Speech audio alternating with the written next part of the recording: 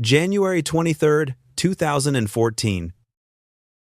San Fernando, Mexico. A 20-year-old girl named Miriam Rodríguez is merging into traffic. It is a mundane moment, the kind we all experience every single day, but in a place locals call the zone of silence. Mundane moments are where nightmares begin. Two trucks box her in at an intersection. Armed men shatter the glass. And in exactly 8 seconds, Karen is gone. Most stories in this region end right there. Just another file gathering dust in a corrupt police station. But what happened next was not just another kidnapping. It was the catalyst for one of the most incredible one-woman intelligence operations in history. Today we are looking at the story of Miriam Rodríguez. But we are looking at it through a different lens. This is not just a story of grit. It is a masterclass in social engineering, open source intelligence, and the terrifying way organized crime has transitioned from the streets to the web. Welcome to the Digital Sleuth. Today we are deconstructing a real-world cybercrime documentary where the hacker was a 56-year-old grandmother with a 6th-grade education and a burning need for justice to understand how Miriam dismantled a cartel cell. You have to understand who she was up against. Los Zetas were not just thugs. They were founded by deserters from Mexico's elite special forces. These men brought military-grade counterinsurgency and interrogation techniques to the criminal underworld. When the phone finally rang at midnight, Miriam did not hear a frantic kidnapper. She heard a professional. The voice on the other end was as flat as a dial tone. They demanded a ransom that would bankrupt the family. An amount that would drain every peso they had, and then some. This is where the physical world meets the digital. In modern kidnapping, cartels often use digital shadowing. They scrap social media profiles like Facebook and Instagram to calculate exactly how much a family can afford. They look at your car, your vacations, your check-ins. In the world of internet mysteries, this is known as the doxing phase of a crime.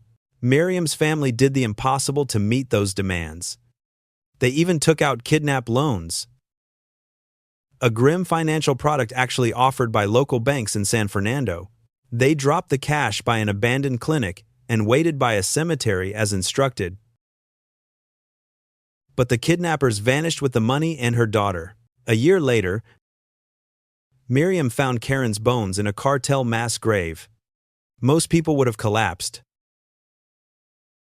But Miriam Rodríguez transformed. She realized the system was a glitch, and the police were often the accomplices. If she wanted the truth, she had to become the system itself.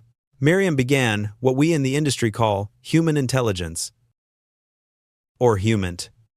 She cut her hair short, dyed it bright red, and created a series of spoof identities. She was no longer just a grieving mother. She became a health worker, a pollster, a church lady. She was practicing social engineering, the art of manipulating people into giving up confidential information. Her first big break came from a single lead, a name she overheard on a radio during a meeting with a cartel member. Sama. She did not have a police database at her fingertips. She had Facebook. This is where her story truly mirrors a cybercrime documentary. Miriam spent weeks performing digital footprint analysis.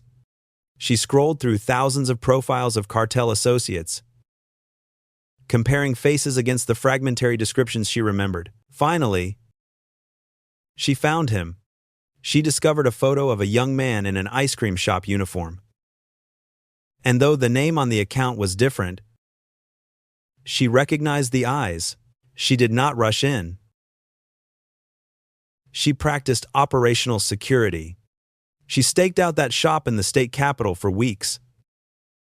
Sitting in her truck with binoculars and a thermos of coffee, she befriended the suspect's grandmother to learn his habits. This is the long game of a sophisticated phishing attack, but played out in the physical world, one by one. She tracked down 10 members of that kidnapping cell. She caught a getaway driver by faking a car breakdown on a remote road. Asking for help while she gathered intel, she caught another by joining a suspect's church and bringing homemade food to the godmother's house. Slowly gleaning details about where he was hiding, she even chased the final target down on foot in the town square. Despite her age and a fractured foot, she pinned the assassin to the pavement and held a pistol to his neck until the police arrived. Think about the technical irony here. Los Zetas were experts in encryption and radio silence.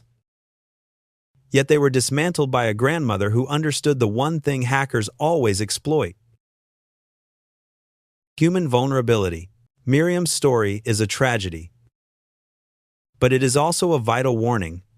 Today, the tactics used by the Zetas have migrated heavily into the digital realm. We see dark web scams and major phishing attacks that use the same psychological pressure Miriam faced in that midnight phone call. So, how do we protect ourselves in an age where our data is the new ransom? First, you must audit your digital footprint. Cartels and hackers alike use your public data to build a profile. Set your social media to private and be very wary of sharing real-time location data. Second, learn to recognize social engineering. If you receive a high-pressure call, whether it is a fake kidnapping scam or a tech support fraud, your first instinct is to panic. That panic is the glitch they are looking for. Slow down. And always verify the situation through a secondary, trusted channel. Third, use encrypted communication. Apps like Signal or WhatsApp are essential for sensitive family discussions. It prevents the kind of eavesdropping Miriam used to her advantage against the cartel. Finally, be aware of financial resilience against scams like the grandparent scam. This is a digital version of what Miriam faced, where attackers use AI voice cloning to mimic a relative in distress. Always have a safe word or a challenge question established with your family. It is a simple security protocol that can save you from a devastating financial loss. Miriam Rodríguez was murdered on Mother's Day in 2017. She died with her hand inside her purse, fingers still wrapped around the grip of her pistol. She knew the risks of the life she chose, but she also knew that silence in the face of evil was a slower death. She died on the same street where her daughter was taken 3 years earlier. She left behind a powerful legacy, a collective of 600 families known as the San Fernando Missing Persons Collective. She proved that while the zone of silence is real, it can be broken by someone with enough resolve to listen. In the world of tech and crime, we often talk about zero-day vulnerabilities.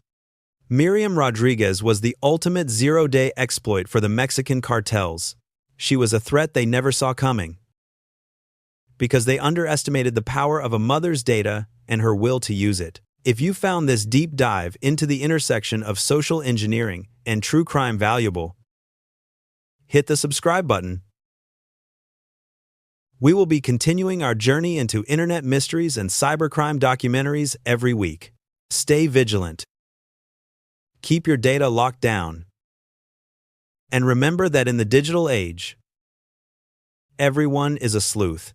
I am the digital sleuth. Thanks for watching.